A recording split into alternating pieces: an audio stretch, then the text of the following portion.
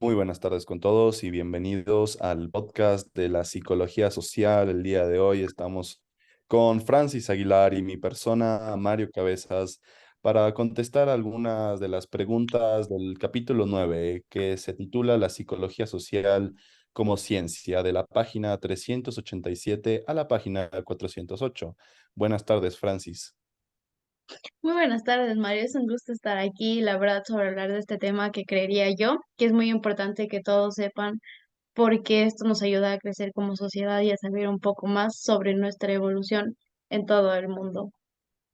Perfecto, Francis. Bueno, entonces, solamente para dar una pequeña introducción para todos nuestros oyentes, el día de hoy vamos a estar hablando principalmente acerca de la experimentación, acerca de los pasos de los procesos científicos y acerca de la ética que deben tener los investigadores al momento de llevar a cabo un experimento. Teniendo esto en cuenta, empezamos con la primera pregunta. Dime, Francis, ¿cuál crees tú que son los pasos del proceso científico? Por favor, detállalos muy bien para que todos nuestros oyentes puedan entender. Bueno, Mario, yo creía que como primordial se vería que debemos saber que los métodos científicos ayudan a todas las ciencias y como estamos hablando de psicología, esta, a satisfacer la sed de comprensión y conocimientos que lo somos para descubrir la relación que se encuentran sujetas a las leyes que hay entre ciertas cosas. Después mencionado esto, hay cuatro pasos en este proceso que son la observación, en la cual analiza el comportamiento de un individuo como puede ser, como que en el caso que eres un mesero y tú la atiendes bien a una persona y esta te da mejor propina que cuando estás de mal humor, es como que esas acciones tú las observas y dices como que tal vez hay algo en mí, lo que viene siendo después la suposición que dices por qué hice esto, haces una serie de preguntas y tratas de sentar las bases para lograr encontrar una relación entre todas estas, para poder así generar una hipótesis, la cual se necesita comprobar o rechazar por medio de una experimentación, la cual si ésta rechaza la hipótesis se deja de hacer experimentos y si no, se sigue realizando hasta lograr tener unos resultados que tratamos que sean los que sean igual a la hipótesis. Pero la verdad que tenía una pregunta sobre este tema igual, que era como, ¿a qué se refiere el impacto y el control en un experimento? ¿Cómo se relacionan estos? Muy buena pregunta, Francis. Me alegro que me la hayas hecho. Bueno, la verdad es que yo entendí que el control se refiere a la capacidad que tiene el científico de manejar ciertas variables de sus sujetos. Entre estas podemos encontrar cómo son influenciados por su ambiente social, tal vez su niñez, sus relaciones personales, otras cosas súper más simples como podría ser por decirte algo, que tanto afectó el mal clima de hoy a, a las decisiones que tomará el sujeto en cuestión en la encuesta que el científico le quiere presentar. En estos casos, el psicólogo social tiene que tratar de generalizar lo más posible para neutralizar todas estas variables y conseguir un resultado que pueda ser verificado y sustentable por datos. De esta manera, controlar a los individuos desde el método experimental con el fin de descubrir patrones en comportamiento social. Ahora tú también me habías preguntado acerca del impacto. Entonces, esto se relaciona mucho con el impacto y el resultado que pueden tener en el experimento. Al controlar estas variables, el psicólogo social debería tratar de que los individuos actúen de forma natural, sin tapujos ni engaños, ya que en muchos casos solo se puede hacer esto solo se puede hacer en muchos casos mediante el engaño, ya que en muchos casos, si el sujeto conoce el propósito del experimento, no actuará naturalmente. Aquí se presentan otros dilemas éticos que tocaremos un poco más adelante en la discusión. Ahora que me has dado segmento a esta pregunta, me gustaría preguntarte, ¿por qué se dice que en una situación compleja pedir a la gente que explique su conducta no dará resultados fiables?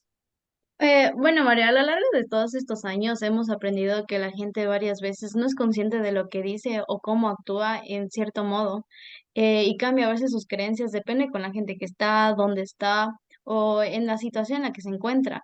Y te puedo esto como que dar un ejemplo por en lo que dice la lectura de la cual estamos hablando, que es que cuando John F. Kennedy era un presidente, su popularidad había aumentado un montón después del desastre que hubo de la bahía de Cochinos. Pero esto no se sabía si era cierto o no, porque en ese entonces ocurrían varias cosas. Entonces, para los psicólogos era imposible saber si la especulación de la gente era cierta. Y como lo mencioné anteriormente, no se creía esto por todo lo que pasaba y porque nosotros no somos conscientes cuando estamos como que en cierta presión, que era lo de esto. Y la verdad yo me quedé con un poco de dudas con lo que habías hablado. Entonces, te tenía otra pregunta, igual sobre acerca del libro, que eran ciertos temas que no entendí, que por qué es necesario el enmascaramiento. Es como que algo me quedó ahí más o menos. Bueno, Francis, en primer lugar, déjame felicitarte por la elocuencia en la cual presentaste la respuesta al punto que te había pedido previamente.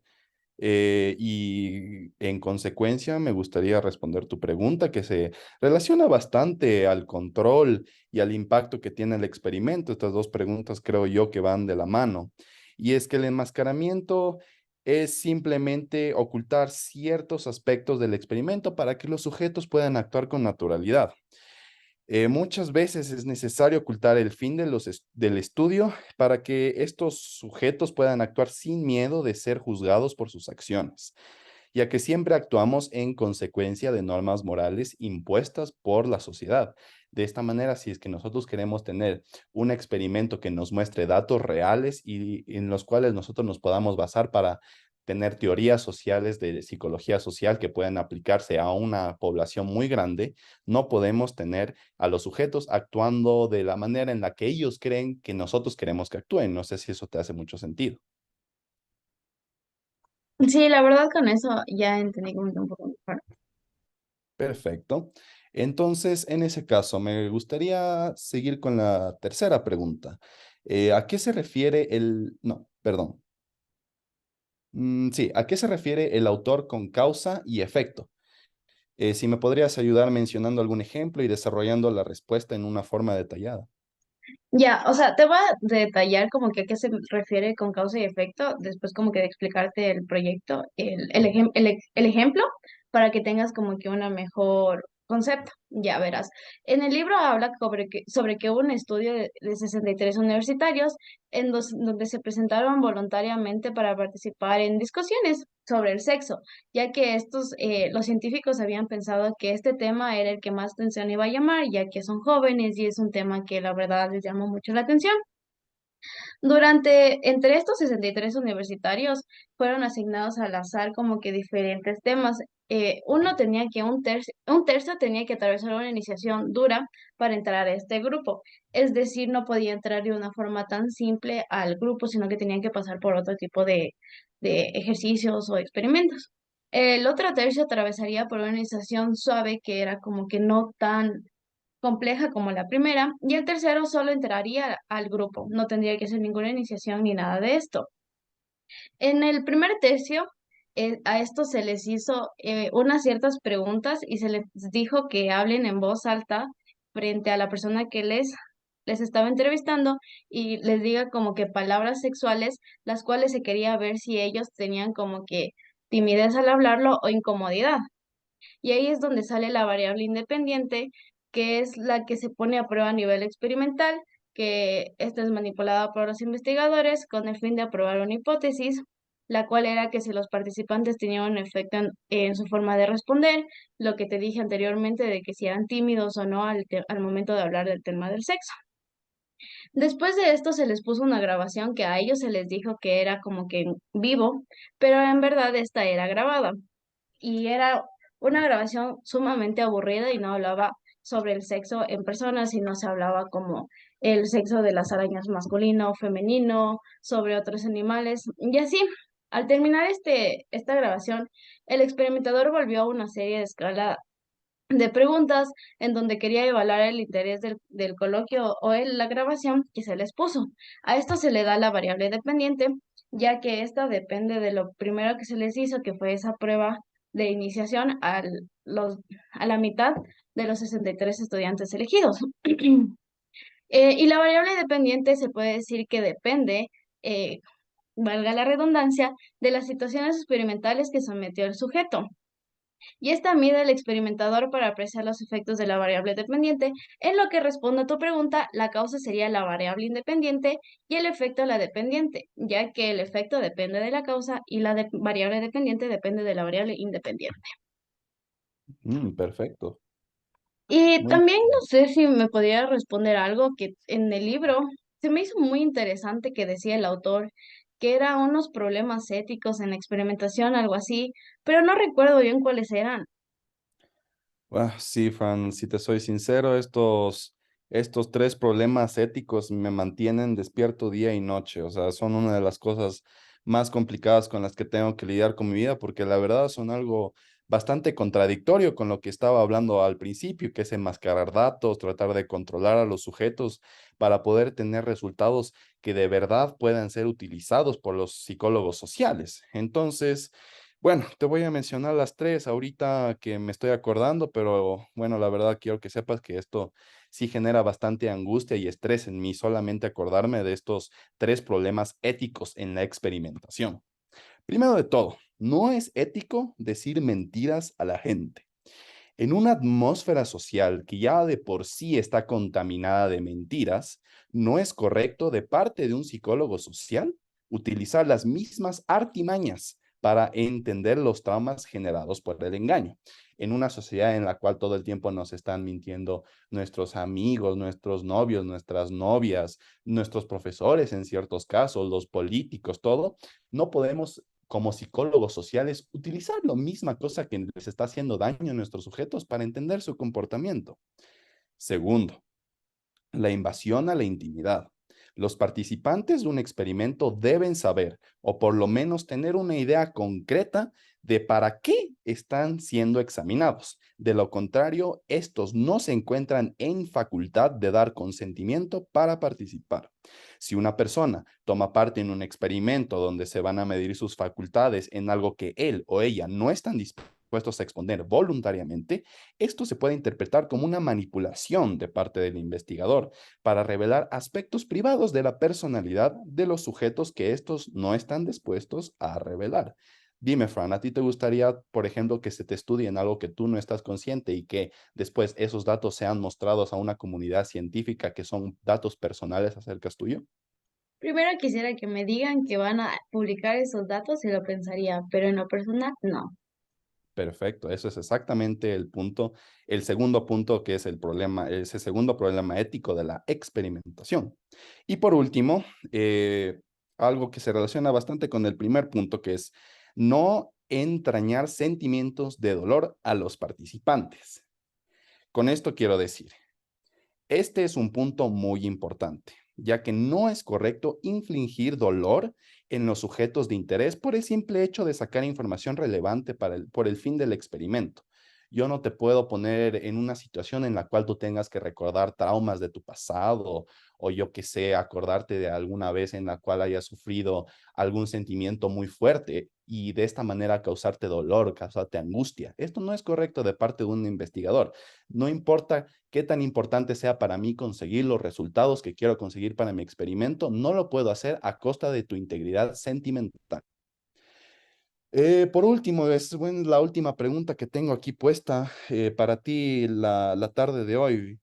Me gustaría que me digas, por favor, ¿a qué se refiere el impacto y el control en un experimento? No, perdón. ¿Cuál es una diferencia decisiva entre los métodos experimentales y los no experimentales? Ya, verás, como primero quisiera decirte que un método experimental tiene dos conjuntos a estudiar, como los mencioné anteriormente, es la variable independiente y la dependiente. En uno de ellos los elementos se mantiene constante, que podría ser la dependiente, que es que se les hace otras preguntas después de esas grabaciones y después de las que un tercio de cada grupo de estudiantes se los pone diferentes etapas, o puede ser la independiente, que esa fue la manipulada, porque en el método experimental las variables deben ser manipuladas, mientras que en la no experimental las variables no cambian. Es decir, podrían ser que todos pasaron por la misma iniciación fuerte, leve o la que no tuvieron ninguna. Y hay una diferencia en esto, ya que en cada una, cada persona o cada estudiante, si hablamos sobre el experimento, pasa por diferentes pensamientos y diferentes cosas que le hacen actuar de una manera no tan igual al resto, porque no puedes tú comparar a alguien que tuvo una iniciación fuerte con alguien que solo entró al grupo, porque esa persona se va a sentir más fresca, porque dice, y va a tener menos interés al entrar al grupo, porque dice es una forma fácil de entrar, entonces de ley, como que esta cosa que era la información sobre el sexo debe ser demasiado aburrida, mientras que la persona que tuvo que hablar sobre el sexo, ver los audios y oír los audios y todo eso, ya le llama más la atención esto. Entonces, creería que esa sería una de las diferencias más principales, como para que todo el público que nos está oyendo logre entender de una mejor forma. Y la verdad, Mario, quería hacerte yo igual una pregunta, porque yo había leído en el libro sobre alguno de los valores, que era como que algo de lo que tú ya me habías hablado de los problemas que siento yo que deberían tener los científicos al momento de realizar estos experimentos, como los que yo te los mencioné.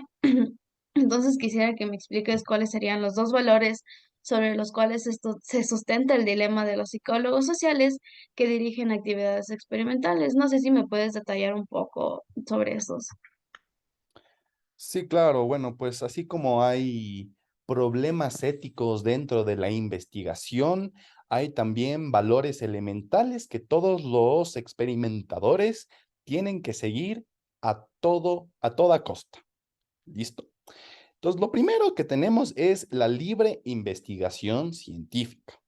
Nosotros, tú y yo, como psicólogos sociales, tenemos la libertad de investigar a sujetos que están dispuestos a formar parte de una experiencia y de nuestro experimento de cualquier manera. Sin embargo, hay variables en las cuales se pueden llevar a cabo estos experimentos que a veces pueden ser cuestionables. Como te había mencionado anteriormente, un ejemplo de este pueden ser los experimentos en donde intervienen el engaño para ocultar variables. Estos procesos pueden producir dolor, embarazo o otros sentimientos de gran intensidad. Ante esto, los psicólogos sociales tenemos que tomar decisiones responsables y éticas para no dañar la integridad de nuestros participantes. Después de esto viene el segundo valor, la dignidad y el derecho a la intimidad. Ante esto podemos argumentar que hay ciertos experimentos en los cuales los sujetos se ven expuestos a autodescubrimientos, los cuales resultan ser terapéuticos para su personalidad. En muchos casos puede existir tal impacto en las personas que forman parte de un experimento que estos se ven expuestos sin previo aviso a una experiencia que los pueda traumatizar o cambiar de forma emocional permanentemente. Tal fue el caso, como supongo ya sabes, con el famoso experimento de Milgram, en el cual los participantes aprendieron que obedecerían a una autoridad ciegamente, hasta si esto supuestamente implicara infligir daño en otra persona. De esta manera, muchos de estos participantes, al escuchar los llantos de horror de parte de las personas que estaban actuando del otro lado de los botones que inducían el dolor, quedaron totalmente traumatizados. Imagínate tú eso. Entonces, bueno, para cerrar, imposible, nunca podemos hacer ningún experimento a costa del bienestar sentimental y emocional de nuestros participantes y de nuestros sujetos. Y bueno, creo que con eso se acabó el tiempo que tenemos el día de hoy. Fran, te agradezco mucho por haber venido al programa de psicología social De igual y forma, te agradezco por ujú, hacerme entender mucho más y ayudarme con las preguntas que tenía. Creo que esto nos va a ayudar a todos como personas a tener una mejor ética, que es de lo que nos hablaste, y saber que la psicología no es algo tan simple como todos creen. No es solo observar a una persona y decir, ah, es así, sino que conlleva mucho más. Y es igual que cualquier otra ciencia, tiene varios procesos, experimentos y ese tipo de cosas. sí, Fran, déjame decirte que hay más de 100 idiomas en el mundo y acabas de hablar con el idioma de la verdad. Muchas gracias. Muchas gracias.